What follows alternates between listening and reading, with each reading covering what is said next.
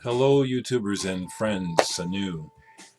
I'm back with vinyl update number 3, and a quick thank you to everyone's acceptance of me and your really nice comments. And I'm really pleased that people understand that I meant no disrespect to Mick Jagger at all, and no disrespect. If you listen to what I say, it's obvious, but you know how it is sometimes with people.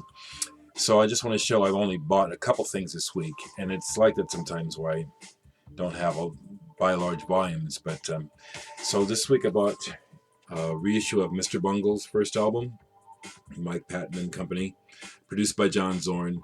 This is a wild, creepy ride, and it's well worth it.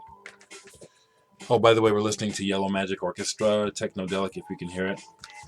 Renaissance. I didn't have this live album. I have I have all the early great ones, but when I saw this, I said, "Oh, geez, really? I don't have this," and it's in great shape. And just listen to it, and Annie Haslam's voice, great, great shape this night. I took a chance on this because I didn't know about it, but I like it. It's a 180-gram reissue of a band called Telegraph Avenue. From San Francisco, but the leader of the band apparently was from Peru. And I've just sampled this, and it sounds like there's going to be a couple of things that I'll find interesting. There's the bluesy rock type of thing, which I'm really not interested in. Interesting, my friend Jeff and I are very good friends. He loves the blues, and I really tried to not ever listen to the blues, and it's a whole story. No disrespect to the blues. It's not what I'm trying to be. I don't want to be in a blues mind. Nikki Sudden and Roland Howard. This is a wedding hotel. This is a single, but man, talk about just the simple presentation of a song, basically with the guitar and a pretty raggedy voice, that just it's like you're just drawn in. It's a great artist, Nikki Sudden from Swell Maps. My friend David Matiziak was in town for a few days and stopped by, and he's really getting into African music, and so we put on some Ali Farka Touré, who unfortunately passed away. But this man is dynamite, and you want to talk about some original blues, and it's like it's not even the blues. The music is so pure that you hear the roots there, and yet it's this folk thing. That's more what I feel. But it's so pure, and yet you can hear kind of the blues thing, but not. This man is amazing. Ali Farka Touré and The River. Highly recommend this record in particular. I mean, he's got some good ones, but The River is badass. Another quick story for you. Thank you for letting me know you like the stories. This is a reggae band from Jamaica, Albert Griffiths and the Gladiators, that maybe some of you don't know, and maybe some of you hardcore reggae lovers do know Albert Griffiths, because he is a household name in Jamaica. And this is a great album. The quick story is that the Gladiators came through Omaha a few times, and they came through touring with this album. Went and saw him. I didn't know anything about him. Knew the promoter, so I went to the show. They blew me away. Well, as it turns out, one of the backing singers met a girl here. This cat here with the hat, Melvin Reed. He was also a backup singer for the Ethiopians, one of the original Jamaican reggae bands. Okay, Mellow Reed is what they call him. Mellow was also on those records. But anyway, he met a girl in Omaha and stayed. He dropped off the tour. Consequently, I ended up meeting him a couple years later, and ended up in a reggae band with him called Righteous Vibration. And also, he's a handyman, and he painted my house. The outside. Oh, here's another album by the Gladiators, Symbol of Reality. Mellow's not on this album, but another great Gladiators album. I pulled this out. Now I'm showing you records I just love, okay? The 3 new ones stopped with Telegraph Avenue. And so now I'm just showing you some records that I love, that I just, when I go over here and think, okay, I'm going to do a genre, and then I just start looking, wait, I want to show this one, and then I just give up. may happen eventually. Right now, I'm just going to keep pulling music I just love. The Meters from Louisiana. These guys, you talk about James Brown inventing funk, you have to include the Meters. These guys, Ziggy Modelliste, George Porter. Um, these guys are amazing. This is some of the funkiest music, sophisticated Sissy Strut. Man, Chicken Strut. Some of the baddest music ever. Fields. This is a one album release by a group that was put together by members of Rare Bird and then Andy McCullough, who was originally in King Crimson. And I love the cover and just a couple songs, to be honest. It's a record that was kind of hyped as a potential supergroup, and it didn't fly. The opening track is pretty killer, and that's about it. But I'm happy to have the record. That first track is really good. Jimi Hendrix, Are You Experienced? I have several Jimi Hendrix albums, but of course, it's kind of fun to show the ones that you're proud of, or you know that it's a cool pressing. And my Japanese pressing of Are You Experienced is very clean.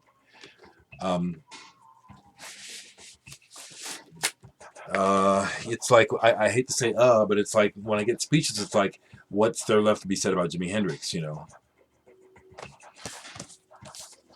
Headless Chickens from Australia. Kind of I think of the word Dada as in art when I think of the sound of this band. There's a playful inventiveness to the sound. Pretty cool band. I think this is, Flying Nun, and I like that label as well. Flying Nun Records from New Zealand. Australia, New Zealand, two different countries, right? Somebody straighten me out if I'm saying it wrong. Cafe Jacques, an English kind of pop band, but with sophisticated, almost jazz-like arrangements, and the cats can really play. Phil Collins, guests on percussion on here. And this was back before Phil Collins schmaltzed out, although I still like some of the, Motown-y type of things he's done. But this is an excellent album of pop, progressive music from the 70s, and highly recommend it. Now here, I just have to show this. My copy's beat, but this is one of my all-time favorite records going back to my young teen years. The Welsh band, I believe they're Welsh, Eyes of Blue, in Fields of Ardith. John Weathers, who played drums for the longest with Gentle Giant. This is one of the where he started. Well, he was in bands before this, but he's on this album, and this is where I first heard him. This is an excellent album, produced by. Let me get it right. Oh, it was their first album was produced by Quincy Jones. That one's pretty good. Wait, no, this one, Quincy Jones is produced by Quincy Jones, and there's even he wrote the liner notes. And once you hear it, you'll hear why these guys can really play. There's a song in here dedicated to Django Reinhardt, and the guitar player sounds like Django.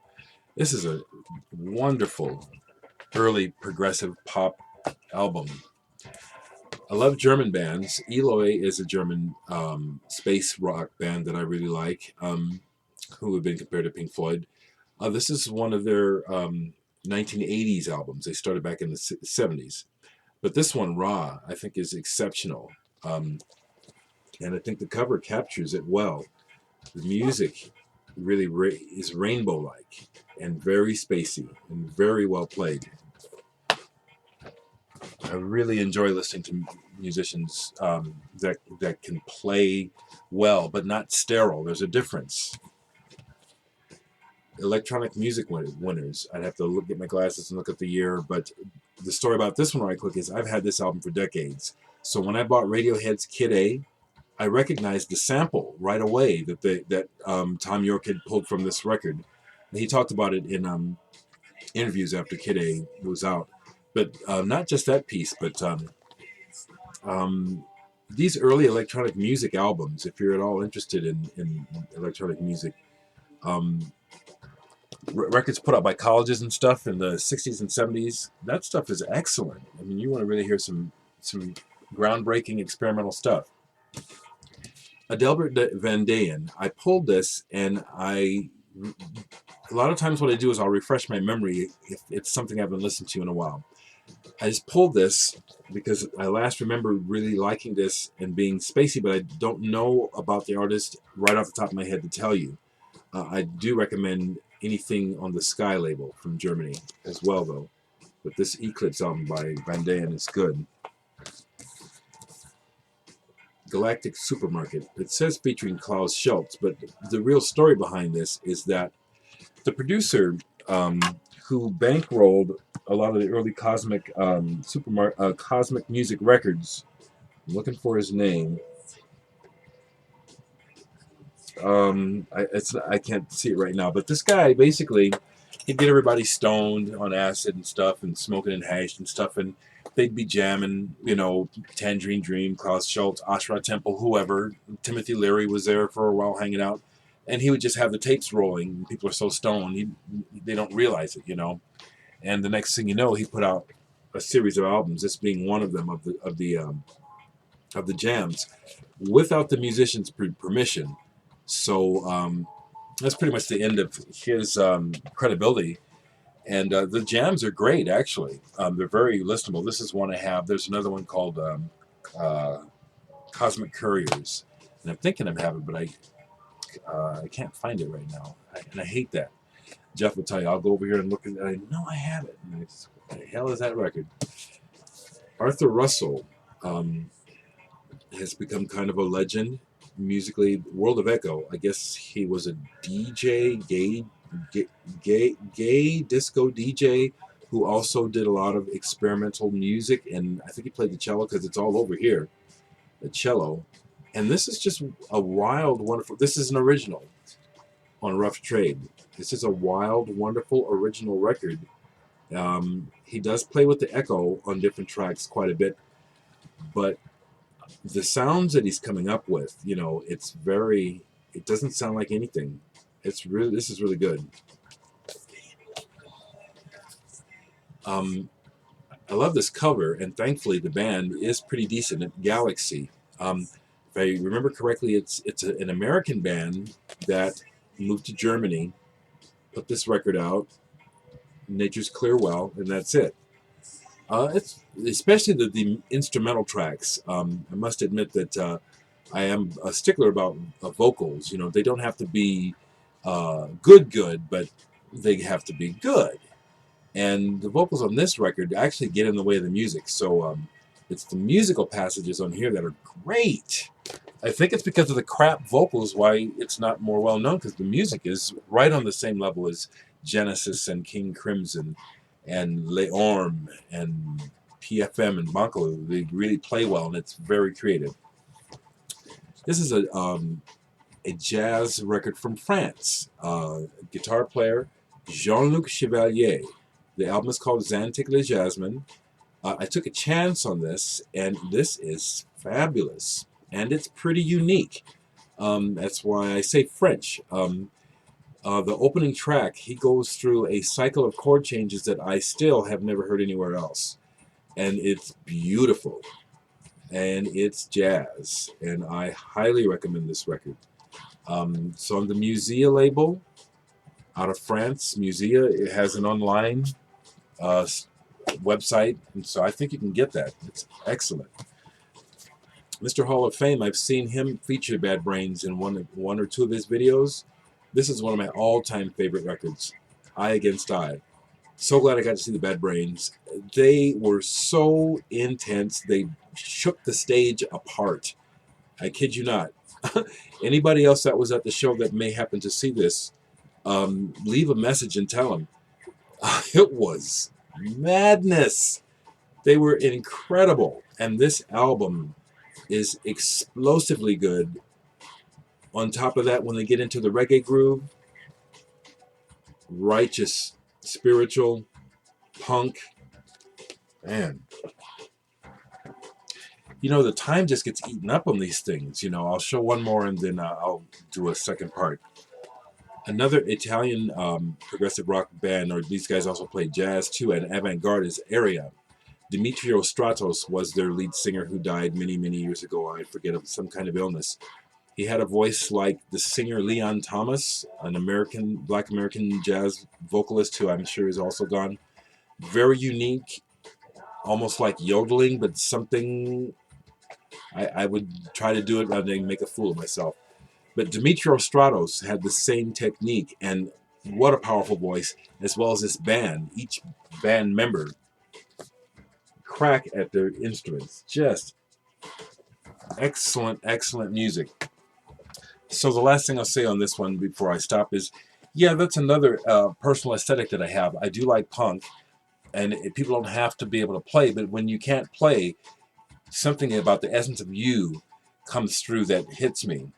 There's a lot of music that's played badly that it doesn't hit me, and it's very popular, and I won't mention any names because I don't want to, I'm not going there. I'm just saying, I want to explain what really appeals to me, which is musicality, not just for the sake of musicality, but man, I love music. And when people play it well, coming from a real place of creativity, which I can hear it, it's just amazing. And it comes in all forms and all sizes.